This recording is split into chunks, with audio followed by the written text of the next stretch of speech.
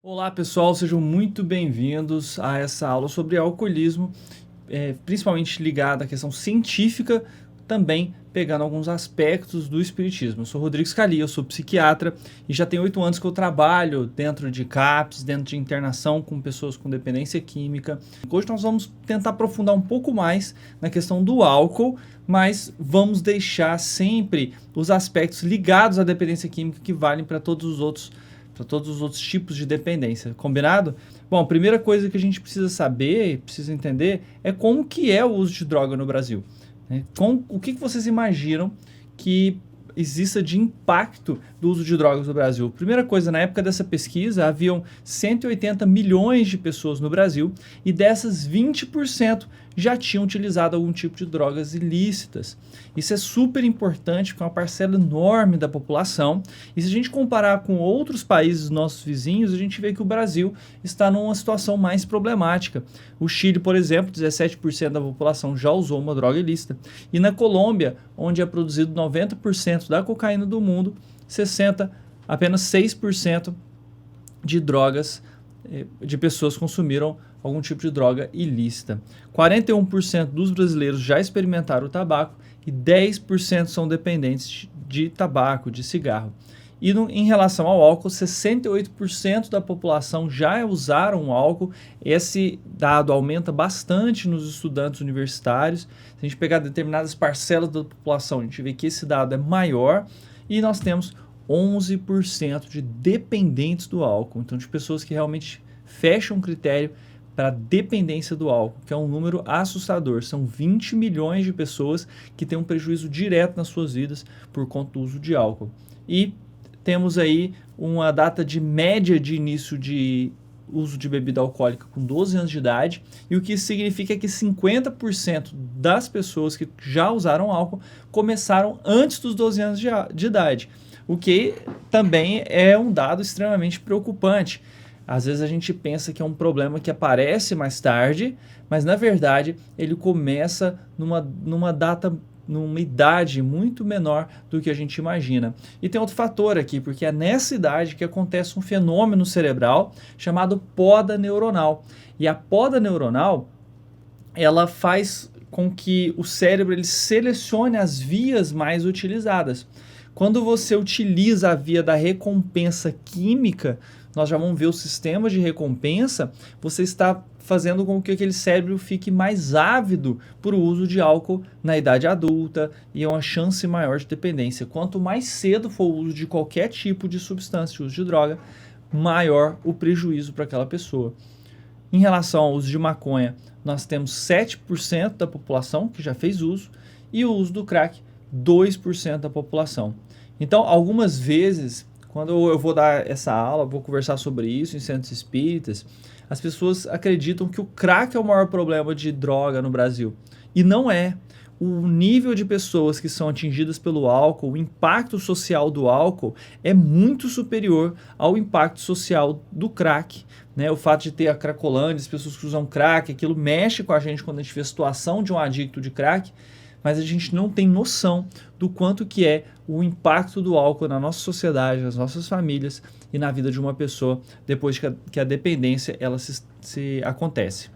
Nós temos outros tipos de dependência, que são dependências comportamentais, não são propriamente químicas, embora elas usem os mesmos mecanismos, emprestem dos mesmos mecanismos químicos e físicos da dependência química. A dependência de alimentação, uma delas, e a dependência de internet, que é outro fator muito comum, que tem aumentado bastante na população, tem sido uma preocupação a nível global. Então, para você ter uma ideia, essa é uma pesquisa de Goiânia, em que a gente vê que, apesar de 7% apenas da população já ter usado maconha, quando a gente pega na população jovem, porque isso aqui é pelo uso de adolescentes, a gente tem um uso que está aumentando.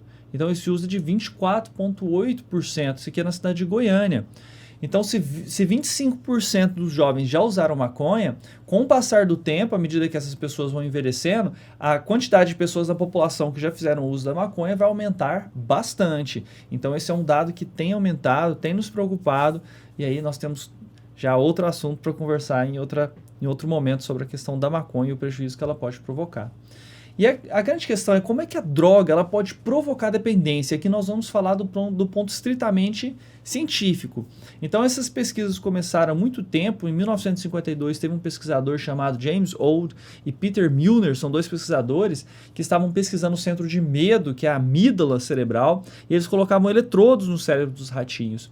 E eles colocaram num determinado ratinho, eles descobriram que tinham colocado no lugar errado, e esse ratinho eles experimentavam uma sensação que eles definiram como prazer. À medida ele gostava de se estimular. Então eles fizeram essa alavanca, ó, isso aqui é uma alavanca que o ratinho está apertando, e quando ele apertava essa alavanca, vinha um eletrodo aqui que estava ligado ao cérebro do ratinho, que estimulava essa área que eles chamaram de centro do prazer, que é o núcleo accumbens.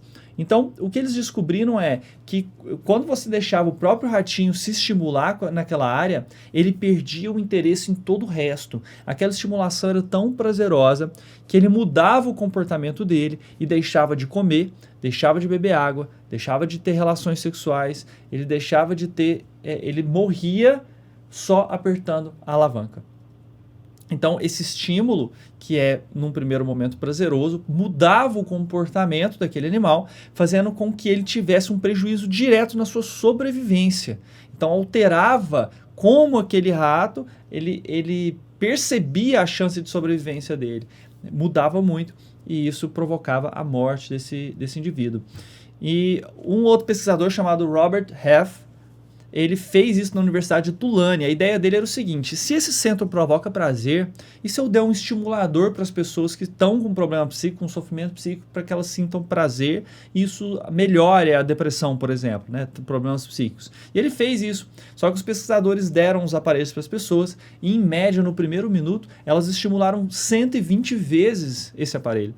Então foi tão sério o problema que eles interromperam a pesquisa e os pesquisados quiseram agredir os pesquisadores na hora que eles tentavam pegar os estimuladores.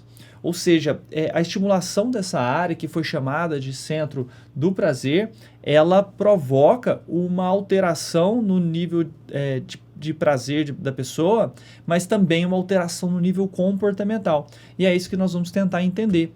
Num primeiro momento, por exemplo, que um ratinho ele começa a ir num labirinto, vocês já viram aquele labirinto de rato, eles colocam um rato, ele tem que passar durante um tempo em determinados lugares, e depois ele precisa chegar e ganhar um chocolate. Num primeiro momento, esse é o nível de ativação cerebral. Só que com o passar do tempo, à medida que ele forma o hábito, o que acontece? No momento que ele escuta o primeiro clique, que é o clique de começar a tarefa, ele tem uma ativação cerebral reduzida, entra no modo habitual, em que como se o cérebro não funcionasse, ou funcionasse no nível muito reduzido, muito basal, e só depois que ele ganha recompensa é que o cérebro volta a ter um funcionamento normal. Ou seja, no momento que ele está fazendo aquele comportamento de hábito, isso é como se desligasse os centros de juízo, de escolha daquele animal, o que faz com que ele provoque um hábito. E no futuro, se for um hábito danoso, a gente chama isso de dependência.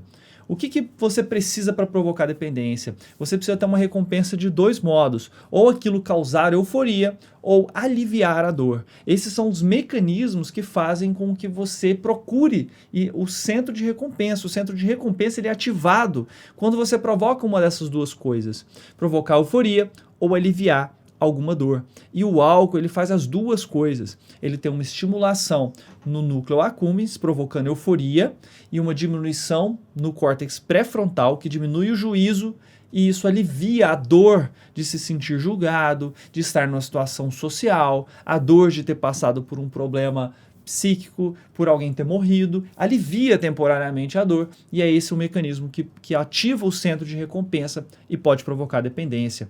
Outro fator que influencia muito se alguma droga vai provocar dependência é o rápido início de ação e duração. Então, quanto mais rápido uma droga provoca a ação dela e mais rápido ela sai do organismo, maior a chance dela provocar dependência. Então, a via, ela importa muito. Quanto mais rápida aquela via, maior o nível de dependência. Como o álcool é uma substância que é ingerida, ela depende da ingestão para poder provocar o efeito dela, você vai ter uma chance de provocar dependência menor do que de outras drogas, como por exemplo o tabaco e a cocaína. Mas isso também faz com que a gente tenha uma ilusão de segurança. E esse é um dos fatores mais relacionados à dependência do álcool. Você tem a capacidade de usar durante muitos anos de uma forma chamada recreativa, mas em algum momento ele faz aquela transição para o processo de dependência. E nós vamos discutir também o impacto que pode ter mesmo o uso recreativo e de menor quantidade na vida de uma pessoa. E o terceiro fator, então nós tivemos aí o fator e o início de ação como um dos fatores, a rapidez, o fato de ativar o nível de recompensa e a adaptação a longo prazo. A longo prazo é o que aconteceu com o ratinho, por exemplo, que morreu. Essas drogas, e principalmente o álcool, que nós estamos falando hoje, provocam alteração no nível de funcionamento cerebral, no cérebro, no córtex pré-frontal, para poder fazer as escolhas do indivíduo, e isso provoca adaptações a longo prazo. Que tipo de adaptações? Vamos falar, por exemplo, da tolerância. O que é a tolerância? Quando você começa o uso de alguma substância, você tem vários receptores. Quando você vai usando muito aquela substância, o cérebro entende que precisa controlar o nível daqueles receptores, e ele os diminui. Isso faz com que você precise de drogas de quantidades cada vez maiores de uma substância para poder provocar o benefício, o mesmo uso que você tinha anteriormente. Então, antes você precisava de uma pequena quantidade, depois você precisa de muita quantidade. Isso que é tolerância. E o que é abstinência? São sintomas que você tem quando você fica sem o uso daquela droga. Então, quando o corpo a longo prazo ele desenvolve o uso da droga, quando você fica sem, você tem uma série de sintomas, de efeitos. E esses efeitos fazem com que você queira usar novamente a droga. Isso chama reforço negativo. Então, o que é o reforço negativo? É o reforço do uso de determinada substância para aliviar os efeitos negativos da falta da substância. E nós temos também o craving, que é um desejo intenso de uso da substância, que acontece por conta do desejo. O desejo de uso é tão grande, o que a gente chama de craving, que faz com que a pessoa tenha atitudes às vezes impensadas por ela em outras épocas da vida, o que vai contra os valores dela. É como se ativasse um nível de sobrevivência em que ela precisa usar aquela substância. E aí ela faz qualquer coisa, ela agride familiares, ela rouba, ela coloca em risco imediato a sua vida. Isso tem um impacto enorme. Como que a droga então funciona no nível mais científico? Vamos tentar entender o funcionamento aqui do álcool.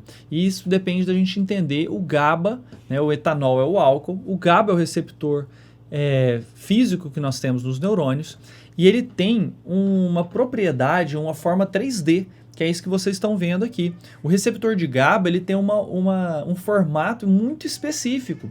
E nós temos substâncias cerebrais que são endógenas, que são produzidas por nós mesmos, que quando a gente não tem o nível de álcool, lá no neurônio existe o GABA, e o GABA ele é responsável por provocar a sensação de calma, de tranquilidade.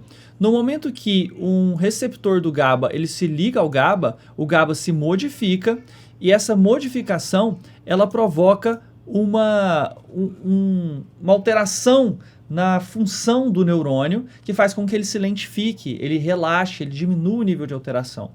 Quando o álcool ele se liga ao mesmo receptor, você vai ter uma quantidade de íons que entra dentro do receptor muito maior.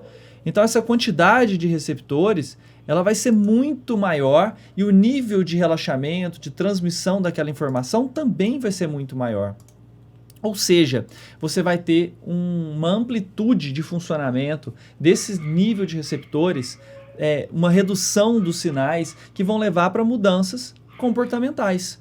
Então, à medida que você tem essas alterações acontecendo num nível muito maior durante o álcool, essas mudanças vão ser muito mais intensas. Se o relaxamento era 5 sem o álcool, com o álcool ele vai ser 15 num primeiro momento. Esse é o primeiro aspecto, porque depois, com o tempo, ele vai provocando uma alteração em que só com o álcool você fica no mesmo nível de 5 ou até menos. E sem o álcool você fica muito menos relaxado. É esse que é o fenômeno de abstinência e de tolerância. Então nós temos aí várias alterações do sistema nervoso central. Temos alterações, a área tegmentar ventral é a área que a gente produz a dopamina, Isso vai por um núcleo chamado núcleo accumbens e depois vai provocar uma alteração no córtex pré-frontal. Esse córtex pré-frontal é o que o André Luiz coloca como sendo o terceiro andar do cérebro, né? A parte cortical, é a parte que nos faz humanos, é a parte mais evoluída do nosso cérebro, é a parte que faz a gente tomar uma decisão diferente de um macaco, diferente de um outro mamífero. É o córtex pré-frontal que nos dá a capacidade de decidir, de escolher, de avaliar, e ele é intensamente alterado pelo álcool.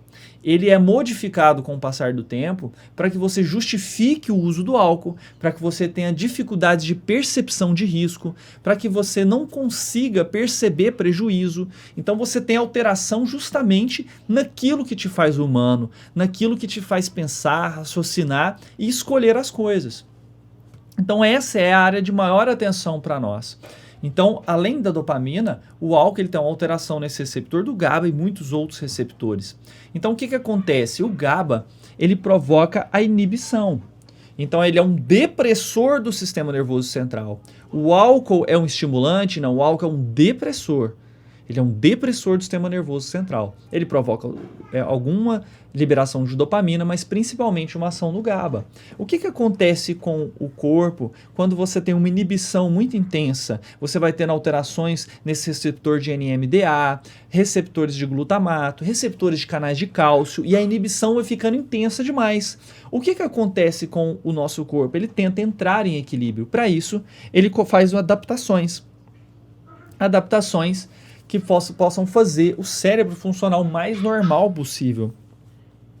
Num primeiro momento, essas adaptações são muito positivas, são importantes para que a gente sobreviva. Só que se acontecer da gente ficar sem o álcool, o que acontece? Você desequilibra para o lado contrário. E esse é o fenômeno de abstinência. Quando você desequilibra para o lado contrário, você fica com um cérebro extremamente ativo, uma excitação exagerada do cérebro, uma transmissão muito acelerada da questão elétrica cerebral, e é isso que provoca convulsões, tremores, excitações, alucinações que a gente vê na abstinência do álcool. E a abstinência do álcool pode ser gravíssima, inclusive com alto índice de mortalidade. A pessoa perde muitos neurônios, tem uma dificuldade, pode ter demência súbita pela abstinência do álcool. Então é realmente algo que você precisa levar em conta na hora de interromper. Nem todo mundo pode parar de uma vez, ou principalmente não pode parar sem o auxílio médico por conta da abstinência que pode ser grave. Então, quais são as principais alterações que a gente tem cerebrais com o uso de álcool? Nós temos uma alteração no sistema de recompensa, nós temos uma alteração na memória e nós temos uma alteração do juízo crítico. No sistema de recompensa, você vai ter uma seleção da recompensa química como sendo a única válida. Então, cada vez mais você vai ver pessoas que usam álcool, elas valorizarem momentos em que existe o uso do álcool e desvalorizarem, sentirem menos prazer em situações que não esteja relacionada ao álcool. Então, de repente, brincar com os filhos não é tão prazeroso assim mais. De repente, ficar com a esposa não é tão prazeroso mais. E aí você vai selecionando, você só vai em festas que tem uso de álcool. Todo o resto fica sem graça. Então, essa alteração no sistema de recompensa, que faz uma priorização do uso de álcool, é a primeira alteração que acontece. Você tem uma alteração no hipocampo. Claramente, nós temos evidências claras de que o uso de álcool, mesmo leve e moderado, provoca um prejuízo cognitivo, um prejuízo da inteligência da pessoa e da memória. Então, nossa, mas tem artistas que usam álcool, pessoas que são muito produtivas que usam álcool. Sim, existem, mas elas estão aquém da própria capacidade, se comparada a elas mesmas sem o uso de álcool. E você pode notar que a produção dessas pessoas, elas geralmente se concentram na primeira fase da vida, que é quando o álcool ainda não teve o maior efeito. E à medida que a pessoa vai tendo prejuízo cognitivo, a criação ela vai prejudicando bastante. Nós temos alterações o hipocampo ele encolhe e a pessoa ela vai ter de prejuízo na memória a ponto de provocar uma demência com o passar do tempo. E temos alteração no juízo crítico, que é isso que a gente falou do córtex pré-frontal, da capacidade de tomar decisões, da capacidade de perceber o aspecto de estar doente ou não. Então isso é muito alterado também. Então nós temos uma grande questão que é sempre perguntado quando a gente fala do álcool, que é e o uso moderado? E o uso recreativo? Nós temos 3 categorias de uso de álcool. O uso chamado recreativo, que é essa pessoa que faz o uso chamado social, nós temos uso problemático, que é a pessoa que não é dependente, mas que mesmo com o uso social já tem prejuízo na vida.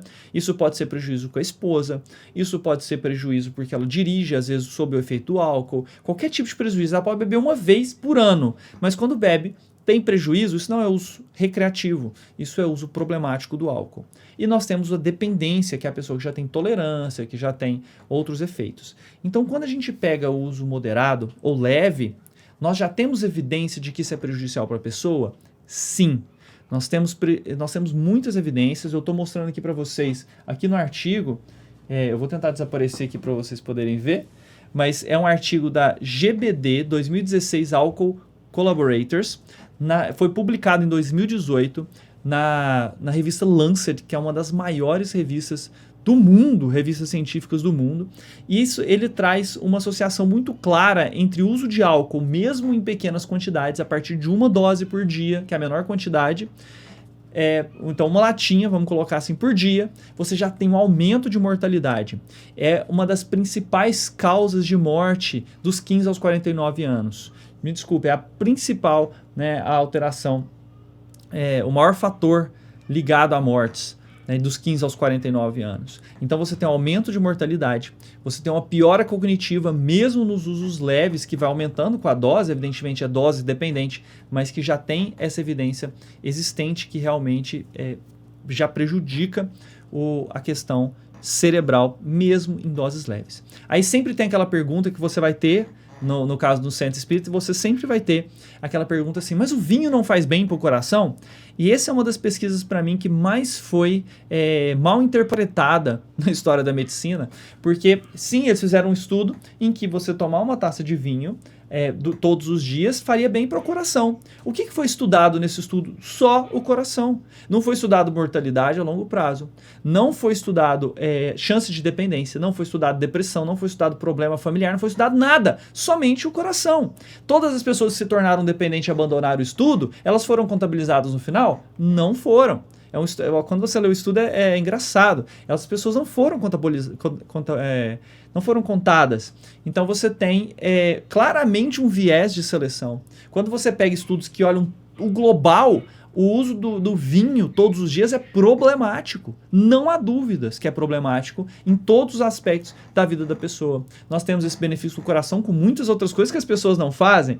Por que as pessoas que defendem o uso de uma taça do vinho, por exemplo, não fazem exercícios diários, que é muito melhor para o coração do que a taça de vinho? Ou mesmo nós temos evidência de que o suco de uva integral, ele tem os mesmos flavonoides capazes de provocar o benefício cardíaco. E a questão espiritual, que é outra questão que a gente precisa entrar e entender melhor. Como que se dá a questão espiritual? Como que o espiritismo nos ajuda a compreender a questão do álcool e pode nos auxiliar? Uma das coisas é em relação à genética, a obsessão e as alterações cerebrais. São os três aspectos que eu gostaria de discutir hoje com vocês. O álcool, ele assim como outras drogas, ele tem uma herança genética muito importante. Isso nos faz questionar muito. 60% da dependência do álcool é genética? Nossa, então como é que fica a questão espiritual? Eu sou dependente do álcool mais por conta dos meus pais do que por minha conta? Isso é uma dúvida frequente que a gente precisa ter muito claro para a gente poder orientar as pessoas do nosso centro espírita. Porque olha só, o que é a questão genética? O que são os genes? De acordo com a espiritualidade, eles são exteriorizados pelo perispírito na função organizadora do corpo físico. Então, se a gente lê lá a reencarnação do Segismundo, lá no Missionários da Luz, o que a gente vai ter? Que a aproximação do Segismundo, houve uma escolha dos gametas que estavam aptos a se ligar ao espírito do Segismundo, ao perispírito do Segismundo. Então, no final das contas, o que André Luiz traz para nós, por exemplo? Os progenitores fornecem determinados recursos ao espírito reencarnante, mas esses recursos estão condicionados às necessidades da alma, que lhes aproveita a cooperação, porque no fundo somos herdeiros de nós mesmos. Então, de acordo com a espiritualidade, nós temos, à medida que a gente toma atitudes na nossa vida, a gente provoca inquistações, cistos magnéticos, transformações energéticas que são transferíveis de uma vida para outra. Como? Através de marcas perispirituais. Você transforma o seu perispírito e no momento em que há a formação do gameta, a presença espiritual magnética faz uma seleção do esperma, uma seleção do óvulo, que é o mais favorável à ligação daquele perispírito. Então a gente não se liga num corpo, num material genético que não é compatível com aquilo que a gente já tem de evolução espiritual. Essa é a visão espiritual, essa é a visão que os espíritos trazem para nós. Então, basicamente, ao usar o álcool nessa existência, eu formo alterações celulares, corporais no meu cérebro. Nós nem falamos ainda da questão física mesmo, né, do corpo, do fígado, do estômago, da chance de câncer, que é gigantescamente maior. E todas essas alterações, elas acontecem também no perispírito. Quando você vai preparar uma nova reencarnação, ou você se aproxima dos seus pais numa nova reencarnação, aquela presença magnética faz com que haja uma seleção do óvulo e do espermatozoide propício para que você, com o seu material perispiritual, você só consegue se ligar num corpo, num material físico que tenha aqueles fatores genéticos necessários para você. Então, é como se aquele espermatozoide, por exemplo, ganhasse uma expressão, uma velocidade à medida que você se aproxima, e isso favorece a ligação que você precisa. Nós somos herdeiros de nós mesmos. E é lógico que existe também uma influência dos pais, da cultura, da questão familiar, da religião, na chance da pessoa usar o álcool. Os exemplos domésticos oferecem aos filhos estímulos negativos de resistência para enfrentar desafios e dificuldades de toda a natureza. Então a influência dos pais é altíssima. Se você tem a presença do álcool na sua vida, se no seu casamento, se no seu dia a dia, se na sua comemoração, se no seu ano novo existe o álcool, você está informando para os seus filhos que aquela é uma substância que vale a pena ter na vida dele. E mesmo que você já tenha uso leve, moderado, nunca passou para dependência, mesmo assim você pode provocar um efeito muito danoso no teu filho. Além do que, você não sabe se ele vai ficar, e mesmo com uso leve e moderado, você vai ter prejuízo na sua cognição e na sua capacidade cerebral. E existe a questão da obsessão também, que a gente mostra muito na série Sozinho. Então, o álcool, ele favorece a questão da obsessão. Allan Kardec, no Livro dos Espíritos, traz para nós, pergunta se pode um homem eximir-se da influência dos espíritos que procuram arrastá-lo para o mal. E a resposta é sim, pode, visto que tais espíritos só se apegam aos que pelos seus desejos os chamam, ou aos que pelos seus pensamentos o atraem.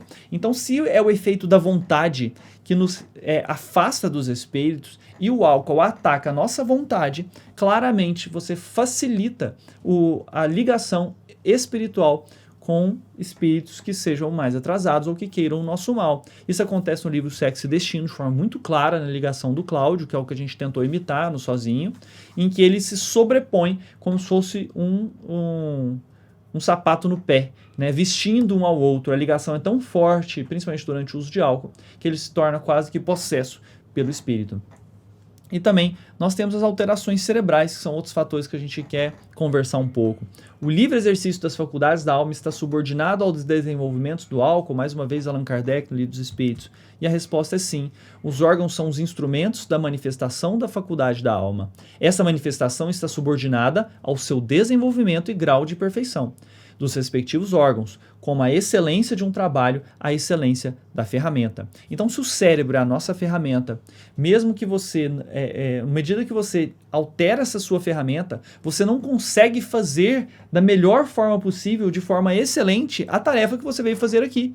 Então, do ponto de vista espiritual, nós estamos aqui para evoluir e para realizar tarefas que nos permitam ajudar o próximo e nos ajudar a desenvolver. À medida que a gente destrói a ferramenta principal para a realização da nossa tarefa, mesmo em uso leve a moderado, você tem um prejuízo da sua atividade reencarnatória. E você tem claramente uma alteração no que você veio fazer aqui na Terra. Você tem um prejuízo para a sua existência. E isso só pode ser contra os desígnios de Deus para nós.